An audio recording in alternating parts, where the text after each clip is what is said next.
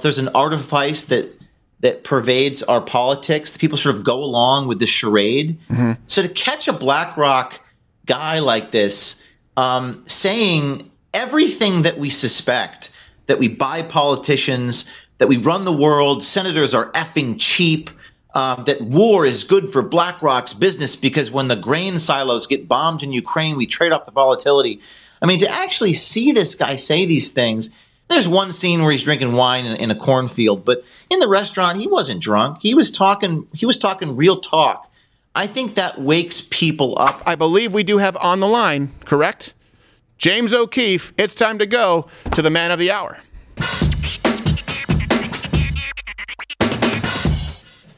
Mr. O'Keefe, can you see me, hear me, sir? I can hear you. Yeah, just a little technical difficulty, but we're here. All right. Well, you are live, sir. So, you know, I appreciate that you're wearing, I don't know if you're wearing pants, but you're wearing a shirt. So that's good. That's a good start. Which, you know, I think you're probably more aware of that because often it seems when you have these things with these guys, they just seem to right away love the liquor and doing weird stuff. Yeah, the guy, ordinarily people think we get them drunk, but they're just so arrogant and they want to, it's almost like the Catholic confession. Like they just need someone to spill all the secrets to. But obviously this guy, Serge Varley, he almost looks like what a Saturday Night Live sketch writer would write about a BlackRock Wall Street sleazy recruiter guy, because he says all the things that, you know, right, you'd suspect that he would say, but he says it. Really quickly, before we continue with this, is where's the best place for people to find this and support you? Because I know sometimes you're off social media platforms, they suspend you. Where's the best place for people to find the full context? Well, in terms of the video, it's trending on Twitter. It's if you just go to my Twitter page, you'll see it. Right. It's 234,000 tweets now on trending on Twitter. But O'Keefe Media Group is the name of my new journalistic outfit. O'KeefeMediaGroup.com. You can subscribe. You get more footage. You get access to like how to do this sort of thing I do. Okay. We'll be launching that in the coming weeks. It's not for everybody, but a lot of people reach out. 1,000 people a day reach out to me wanting to do what I do. And they often find how difficult it is to do. Yeah. But this video is trending, Steve, and it's everywhere. It's got tens of millions of views. You can watch it on YouTube. So far, I haven't been banned there. Good. I'm glad to hear it. Let me right away cut this off at the pass. I know exactly, and you obviously sat under the tutelage of Andrew Breitbart as well. You know what the media is going to do, right? Their MO, they're going to say, this is just because some low-level guy had some wine straight from the bottle, which was douchey in that video at the picnic. Just because he says this doesn't mean that that's actually a matter of BlackRock policy. Now, we just, before you were here, connected the dots as a matter of policy, insider trading. We showed the numbers. But that's what the media will say. So, your floor, what do you say back to them? I mean, I don't even know what the media is anymore, right? The media. I mean, what does that even mean? I mean, the video has got tens of millions of views, which is like 100x whatever the so-called media is. I think things are changing so rapidly right now in our culture, in our society, our politics, our news organizations.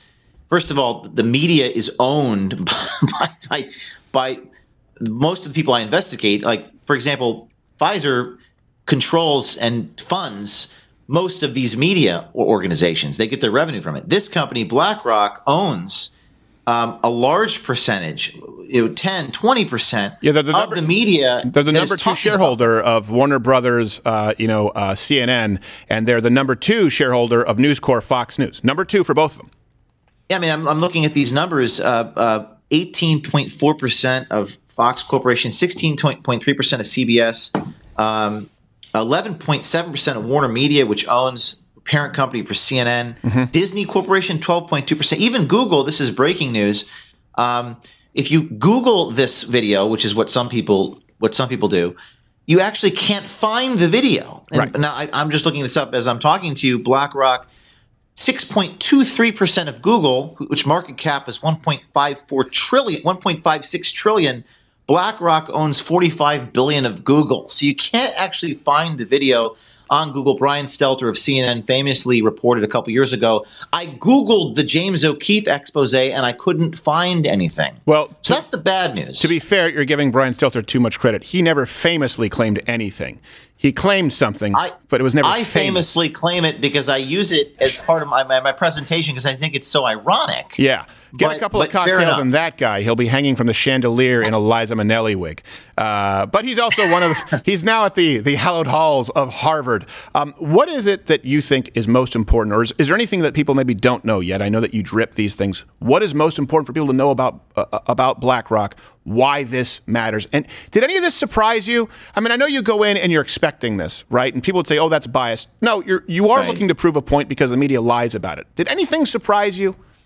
That's a really interesting question. Does any of this surprise me? I mean, for me, it's always about confirming suspicions and how hard it is to confirm suspicions. Oftentimes, I don't know. People say nothing matters anymore. Like, even if you catch everything on tape, who cares?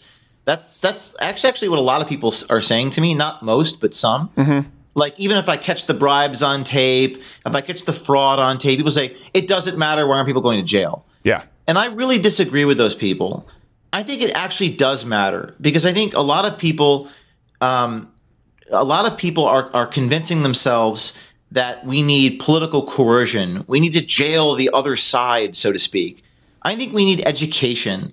I think people are in denial in this country about what's happening.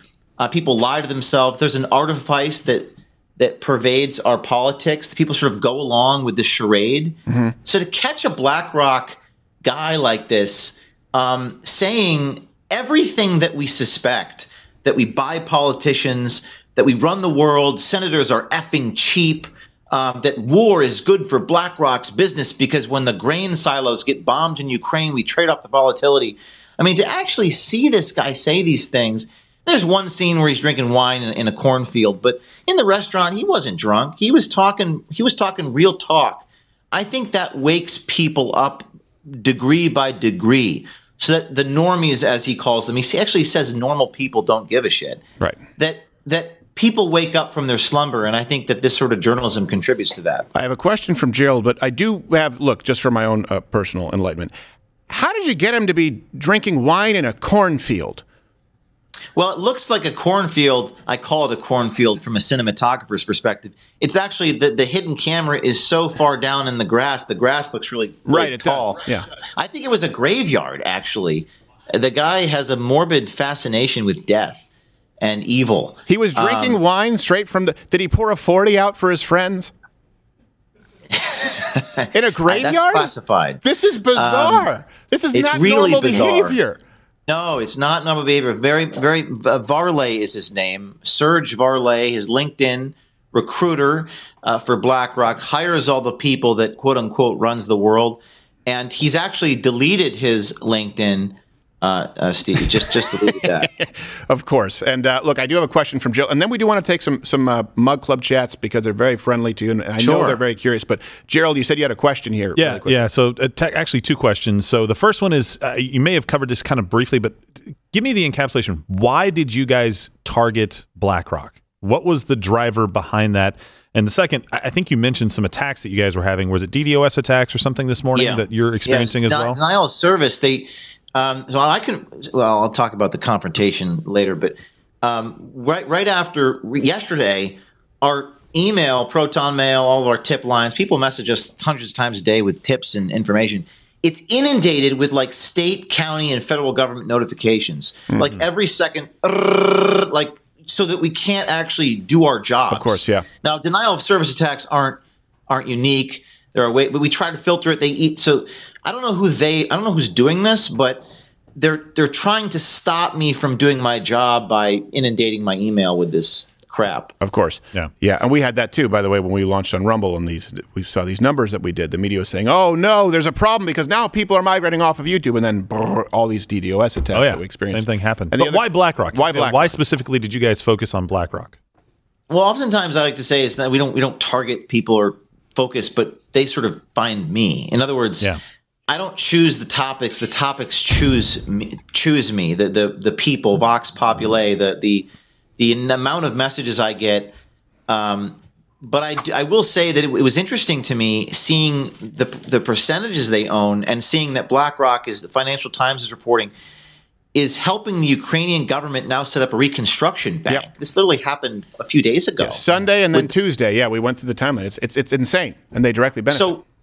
So I think it's interesting to see when I look at a transaction, like you just said, I want to see who benefits from that transaction. Yeah. I don't believe in this altruistic deal. I want to know who stands to gain. Right. So we talked to this guy, and while this is happening, he tells us, "Oh yeah, war is good for business. The Russians bomb the Ukrainians, and that's where most of the grain manufacturing." Yeah, he said volatility is great for investment. Yeah, which is not a shock to you and I, but the way he says it, it reminds me of that quote we got from CNN's Charlie Chester. It's good for ratings when people die of COVID because we put the numbers on the screen. Yes, it's dark, it's evil. The way he says it, the way he's. It's almost like that to me was very newsworthy and interesting. Because people are dying, and he didn't so much say it as he did lisp it. There's a real trend with the people who are willing to blab to you guys. They're often, they're often a little light in the loafers. So you don't seek them out. In other words, I'm pretty sure that you would just as gladly take, for example, a situation with Vanguard. But you weren't in any scenario you thought maybe this is coming when you were just walking through graveyards like a bottle of Barefoot, like, oh, what, you want some? I just hang around graveyards with wine. Well, hint. I mean, maybe Vanguard's part of the series. State Street, Vanguard. You've heard these companies. Some of you haven't heard these companies before, but these are powerful companies that you didn't know were so powerful. So it's oftentimes what we can do. Like, for example, people think that we meet all these people on Bumble or something. Oftentimes, we meet these people in airports. Yeah, we have like this invisible army of people now who sometimes can't go in front of a camera like me, but they'll DM me and say, "Hey, I met this guy at an airport TSA line, and I'm having coffee with him." Well, that's not better than Bumble if it's the TSA line. I mean, it's like. I mean, they could just be, if you're me, they'd be like, meet me at Terminal D. I'm saying, like, did you guys see the video last week where the TSA guy was groping me hard? Did you see that video? I posted it. I rewound it so many times that I had to refresh the page. Oh. No, yes, I did. Yeah, I know. And the truth, though, but I've had that happen to me. I have had it happen to me, which was very surprising. I thought you said you wanted that to happen to you. No, I didn't want it to happen to me. I wanted it to happen to you because I like to watch. You like to watch it? Okay.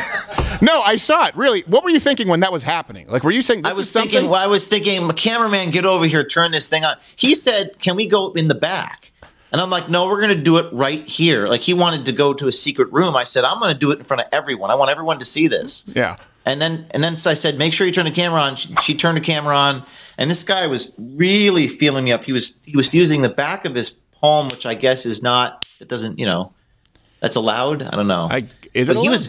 That's not fun. I honestly think that people, I'm sure they recognize you everywhere. With me, when people recognize me and they usually, and they like me, they usually say something. When they don't like me, they'll never say anything. Yeah. They'll just look at me and be quiet. Is that what happens with you too? Unless there's a group of people. Yeah. So that's why I'm, if sometimes people might think that I'm very reclusive, and I am. I don't know about you. I've had to become more guarded because what'll happen is this is often how it goes down, right? And maybe people, look, we're not complaining. This is the lot that we signed up for, but you'll see someone look over, maybe someone recognizes you. You see someone else pop something on their phone, they leave, and now they're back in the room with 3 or 4 people walking your way. And you're saying, okay, I need to get out of here before it gets to be a volatile situation. So they don't usually come up, but if there's a group of them, yeah, it's happened. Yep, that's what happened. So this guy, this TSA agent, I could just sort of tell that he hated me, but it was like a love-hate, like weird, bizarre, erotic hate thing. Because the way he was talking to me, so I was like, where's the camera, right? So I got to make sure that's in frame. And you got the pelvic region in the video, and that was quite a deal. Well, you know what? It was the experience of his life. Watch Louder with Crowder live, Monday through Thursday, 10 a.m. Eastern.